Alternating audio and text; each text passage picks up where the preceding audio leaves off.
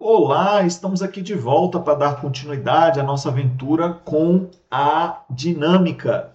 Como de costume, vou chegar chegando e a nossa conversa de hoje diz respeito aí à aplicação das leis de Newton, beleza? O nosso último exercício sobre vetores rendeu bastante. E por isso a gente vai investir um pouco mais nesse estilo de problema, porque esse tipo de coisa costuma aparecer e quando aparece pega muita gente de surpresa. Então, na viagem do descobrimento, a frota de Cabral precisou navegar contra o vento uma boa parte do tempo. Isso só foi possível devido à tecnologia de transportes marítimos mais moderna da época, as caravelas. Nelas, o perfil das velas é tal que a direção do movimento pode formar um ângulo agudo com a direção do vento, como indicado pelo diagrama. Então, isso permite que a embarcação faça aí a navegação contra o vento. Então, o que eles fazem? Eles usam as forças de atrito que tem aí com a água e fazem que o vento consiga empurrar a caravela no sentido oposto, beleza? É claro que não vai ser tão rápido, tão veloz quanto se você estivesse navegando a favor do vento. Claro que não vai ser a mesma coisa. No entanto, é um tipo de navegação possível e tanto foi possível que nós estamos aqui agora conversando, né? E aí ele coloca o seguinte: considere uma caravela com a massa de 20.000 quilogramas. Já achei ruim, porque vai ter um monte de zero para eu poder trabalhar nos números aí ou não, mas enfim, passou. E ele pede o seguinte na letra A: determine a intensidade, a direção e o sentido da força resultante sobre a embarcação. Deixa eu sair daqui para não atrapalhar os nossos cálculos. Então, a primeira coisa é perceber que ele deu um diagrama e nesse diagrama ele colocou um quadriculado aí que você vai ter que ter a iniciativa de calcular o tamanho de cada vetor, de cada seta. Ele está dizendo que cada quadradinho aí tem 1.000 newtons, beleza? Então, por exemplo, aqui, ó, a força lateral, que é a força da quilha, né? A força, um negócio que tem na parte de baixo do barco aí. Você tem 3 pedacinhos de 1.000 newtons, ou seja, essa força da quilha é uma força de 3.000 newtons, beleza? 3.000, escrevi 300, 3.000 newtons.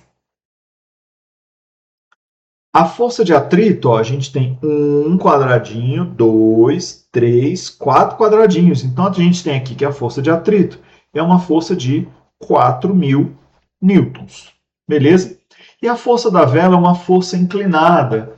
E a gente já viu que forças inclinadas não são convenientes para a gente conseguir fazer as coisas melhor.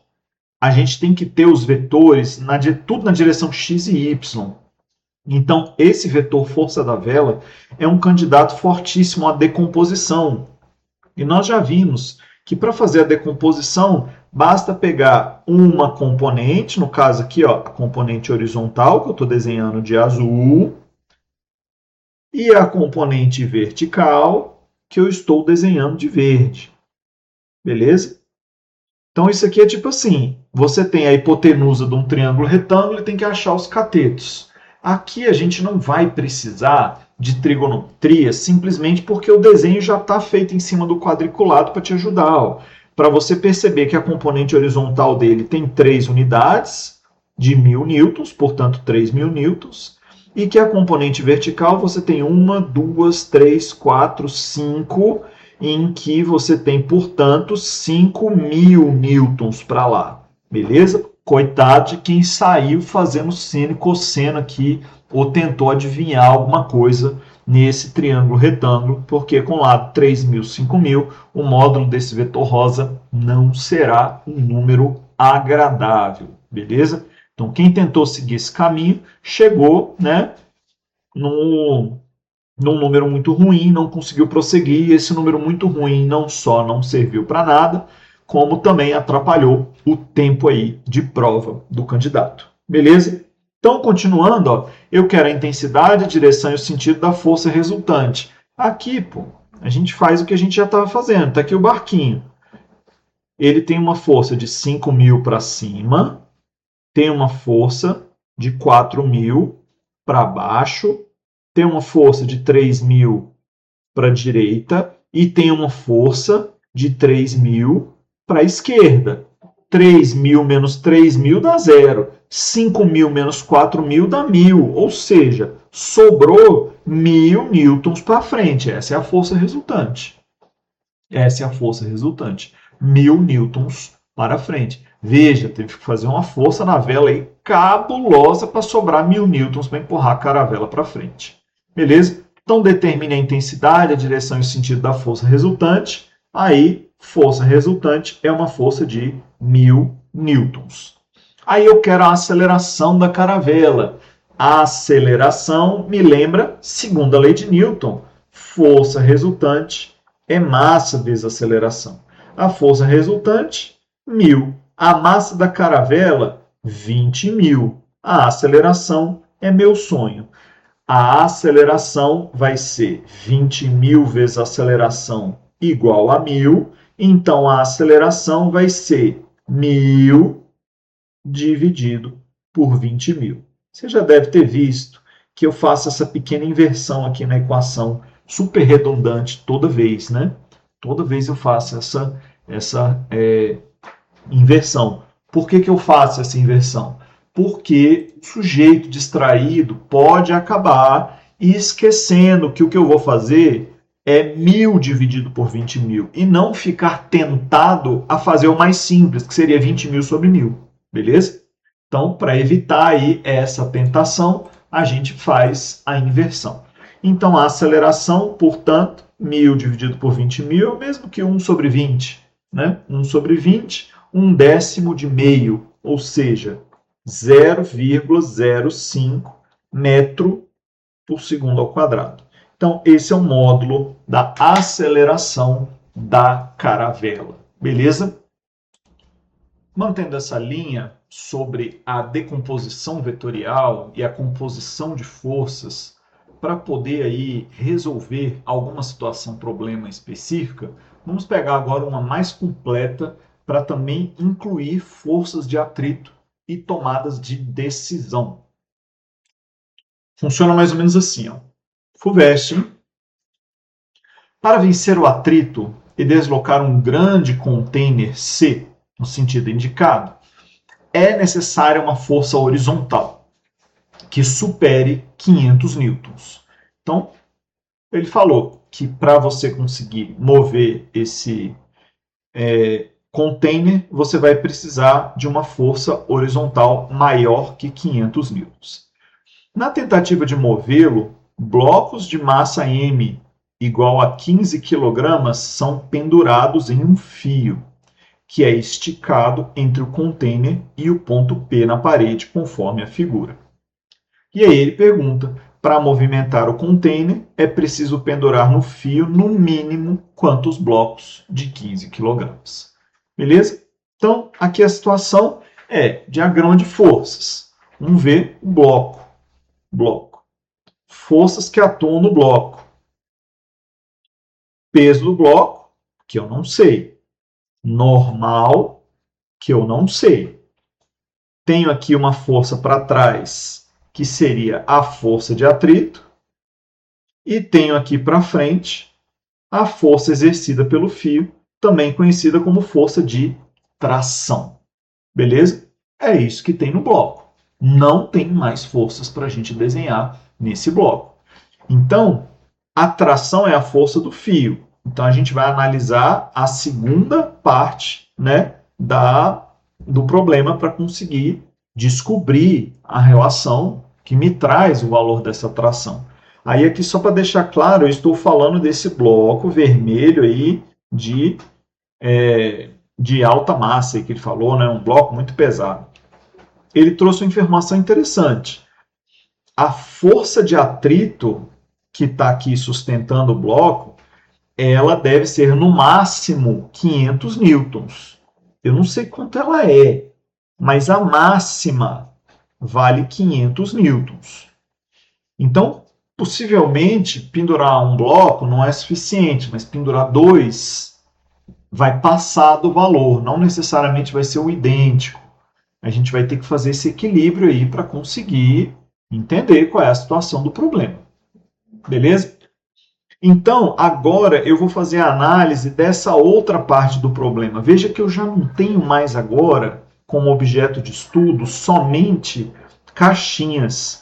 Dessa vez, deliberadamente, o fio é meu objeto de estudo. Esse fio aqui, que ele tem uma bandinha do lado de cá, que eu estou pintando de verde, e ele tem um outro pedaço para o lado de lá. Nós não temos uma roldana aqui no meio, então eu não tenho como garantir aí que as forças vão ser idênticas. Pelo contrário, se está dobrado, então com certeza a parte azul do fio faz uma força diferente da parte verde, beleza? Não deve ser a mesma força. Mas a gente tem que esse ponto do fio está sofrendo forças. A primeira delas é a força exercida por esse conjunto de objetos que está pendurado aqui, representado por esse M maiúsculo. Então, você vai fazer esse Mzão ser um certo número de bloquinhos de massa Mzinho. É isso que é o Mzão. Um certo número de massas, de bloquinhos de 15 quilogramas. E o problema é que eu tenho esse N, ele pode ser 1, ele pode ser 2, ele pode ser 3, 4 ou 5. Beleza? E eu não tenho nenhum número intermediário. Então eu vou ter que fazer uma escolha por meio do tamanho desses números. Beleza? É essa a minha situação, problema que eu tenho aqui. Então, beleza. Está aqui pendurado. O grande problema que nós temos é a decomposição das forças. Eu tenho aqui na direção azul uma força de tração que eu posso decompor em duas componentes. Uma componente em X, que eu vou chamar aqui de tração na direção X, e uma componente em Y, que eu vou chamar de tração na direção Y. O fato de eu ter um ângulo de 45 graus torna tudo muito conveniente, porque o seno e o cosseno de 45 são iguais, uma vez que o ângulo de 45 graus é o ângulo que está na diagonal do quadrado. Lembre-se, quando estamos fazendo conta com vetores, estamos fazendo conta com desenhos. E a matemática que faz conta com desenhos é chamada de geometria. Então, eu tenho aqui que esse ângulo de 45 graus traz consigo a assimetria do quadrado, beleza? Então, é o quadrado que está escondido aí, beleza? A diagonal do quadrado. Então, o que eu tenho é que essas duas componentes, Tx e Ty, bom, se eu tenho uma componente T, eu tenho que as duas componentes Tx e Ty vão ser T raiz de 2 sobre 2 e T raiz de 2 sobre 2 do mesmo tamanho. Por quê? Porque seno de 45 é igual a cosseno de 45, que é igual a raiz de 2 sobre 2. Beleza? Se isso é muito estranho para você, volta lá na geometria e, quando você estiver fluente, você volta para fazer essas aplicações aqui. Isso aqui são aplicações diretas da geometria plana. Então, na hora de fazer as forças que atuam nesse pontinho aqui que eu marquei de lilás, nós vamos ter o seguinte, ó. Nós vamos ter uma componente para cima, que é T raiz de 2 sobre 2. Tá aqui, ó, T raiz de 2 sobre 2. Muito cuidado com esse negócio de T, porque ó, esse T que está aqui é o T1, que representa a força no bloco vermelho. Então, eu tenho aqui o fio 1, fazendo essa força 1. O fio 2, que é a segunda bandinha do fio, o segundo pedaço, é a parte azul. Então, esse Tx e Ty que eu estou calculando é relativo ao fio 2, a parte 2 desse fio aí, porque ele está dobrado ali no meio, beleza? Então, eu tenho T2 raiz de 2 sobre 2 para lá, tenho T2 raiz de 2 sobre 2 para cá. Então já achei Tx e Ty. Tenho aqui para baixo a força que eu quero saber, no caso, que é o peso do pacote de massas que eu vou colocar bem ali. E eu tenho finalmente para trás, que eu já tinha desenhado, a força T1, que vai equilibrar, né, com aquele outro T1 que está ali. Ó.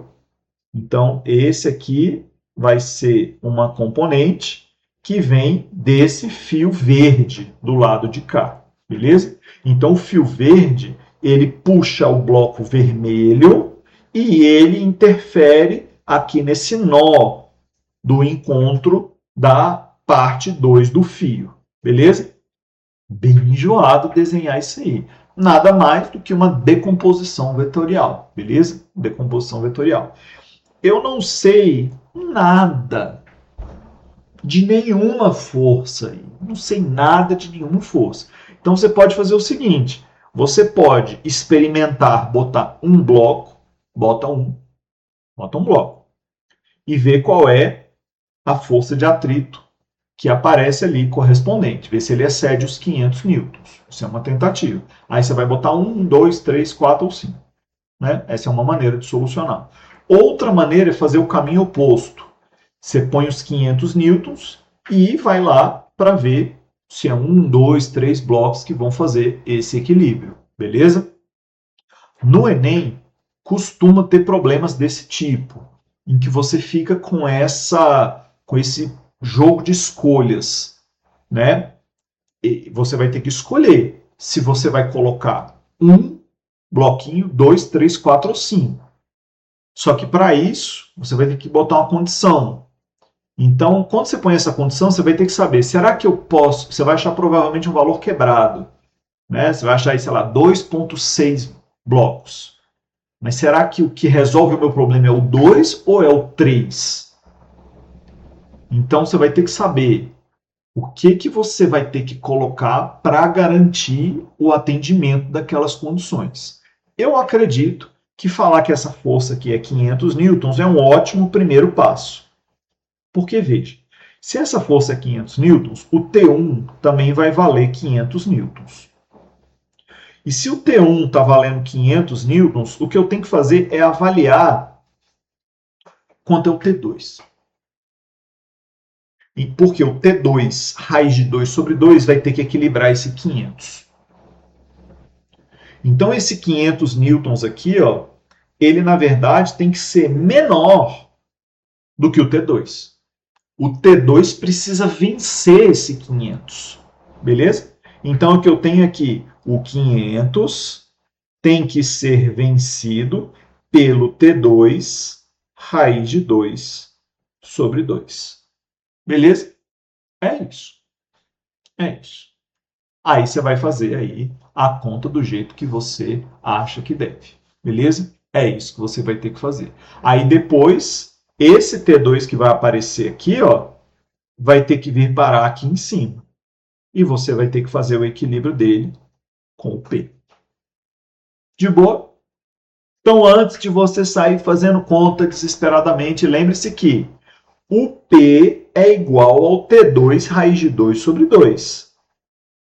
E o T2 raiz de 2 sobre 2 vai ter que equilibrar o 500. Então, por que não colocar que o 500 tem que ser menor que o P? Essa é uma solução. E saber que o 500 vai ser menor que o P, aí fica bem fácil de você avaliar os valores de P.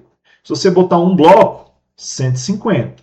Se você botar 2, 300. Se você botar 3, 450. Se você botar 4, 600. Me parece bom.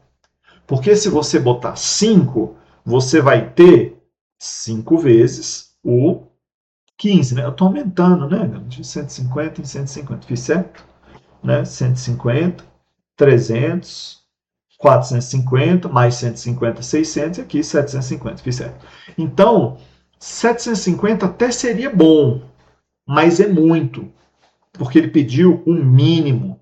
A quantidade mínima para vencer o 500 vai ser colocar ali o 600. Então, se você colocar 4 blocos, portanto 600 kg, você consegue vencer a força de atrito de 500 newtons. Sem FAT igual a μ vezes a normal. Sem ficar usando coeficiente de atrito de destaque. Sem fazer nada além do diagrama de forças. O diagrama de forças é o que resolve o problema. Beleza? A gente viu então uma série de situações dinâmicas envolvendo aí diagramas de forças, às vezes com atrito, às vezes sem atrito, às vezes incluindo, às vezes não incluindo decomposição vetorial, cuja solução estava diretamente ligada à sua iniciativa, para a gente poder finalizar essa parte desse tipo de análise e poder passar para os próximos tipos de força que também vão aparecer. Temos a saideira, né, dessa parte, né, mas tem muito mais pela frente. Olha aí, vou ficar aqui em cima. Considere um veículo como representado abaixo em movimento retilíneo sobre um plano horizontal. Pelo fato de estar acelerado para a direita, um pêndulo preso ao seu teto desloca-se sua posição de equilíbrio, formando um ângulo alfa com a vertical.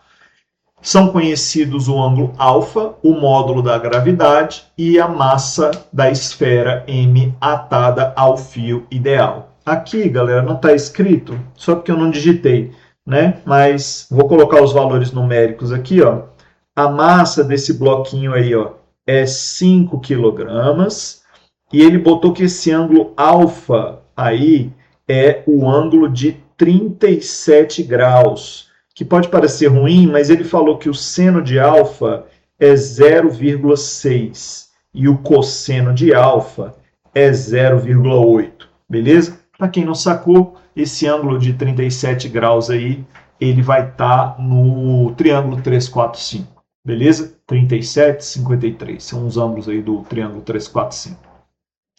Aí ele me deu essas informações, né? Falou que a gravidade é 10 metros por segundo ao quadrado, para a nossa alegria. E aí ele está perguntando, e aí, qual é a aceleração do veículo? Beleza? Então, tá aí. Primeiro, diagrama de forças. Diagrama de forças. Quais são as forças que atuam sobre o objeto de estudo? Agora, você tem que ter a iniciativa de saber qual é o objeto de estudo. E para mim, aqui o objeto de estudo mais legal que a gente tem é essa bolinha.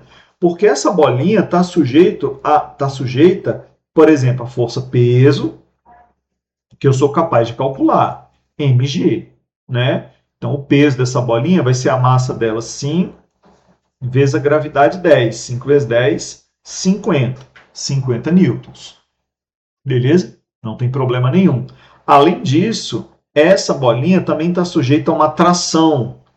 Essa tração, ela faz um ângulo alfa com a vertical.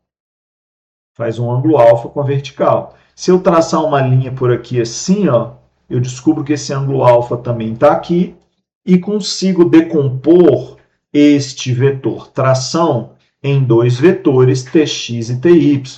Um tx para cá e o ty para lá. Como o tx está sem um ângulo θ, o tx é t sem θ. Como o ty está com o ângulo, eu chamei de θ, mas aqui está escrito alfa.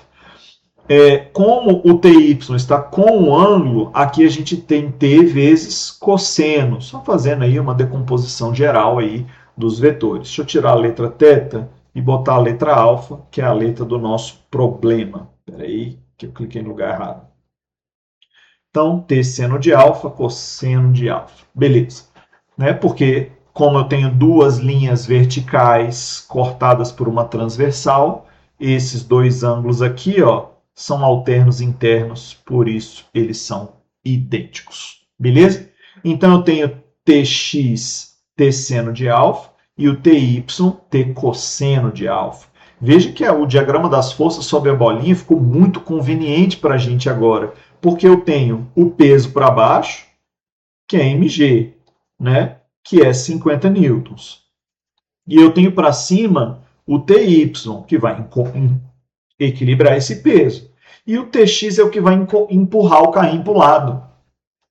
Então, o que eu tenho é o ty tem que equilibrar o peso da bolinha, E o Tx é o que vai dar a aceleração, que vai responder a pergunta do problema.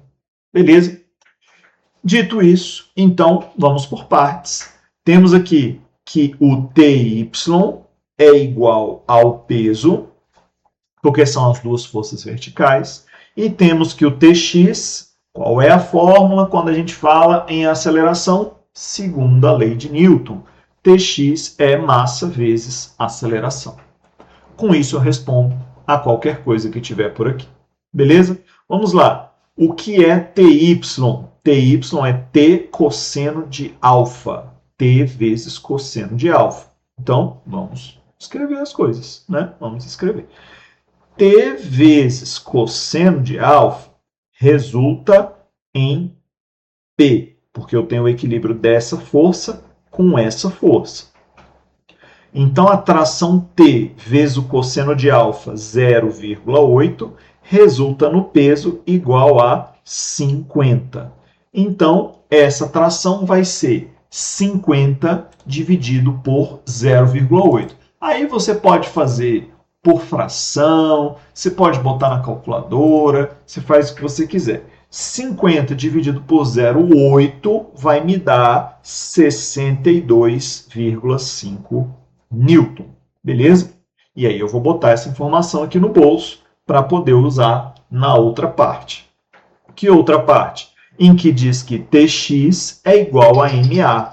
O Tx vale MA. Então, se o Tx é igual a M vezes A, o Tx é T vezes seno de alfa. Isso aqui é igual a massa vezes aceleração.